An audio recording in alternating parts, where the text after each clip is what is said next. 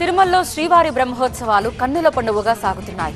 బ్రహ్మోత్సవాల్లో నిన్న రాత్రి శ్రీ మలయప్ప స్వామివారు ముత్యపు పందిరి వాహనంపై ఊరేగుతూ భక్తులకు అభయమిచ్చారు.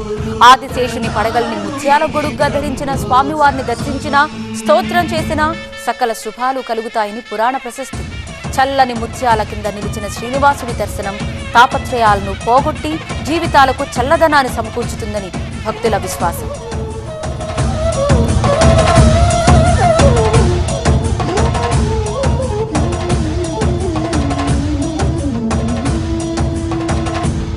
వృక్షవిహారే కలిదోషహారియై సర్వభూపాలులకు సిరులను కలిగించు మోహిని కృష్ణులు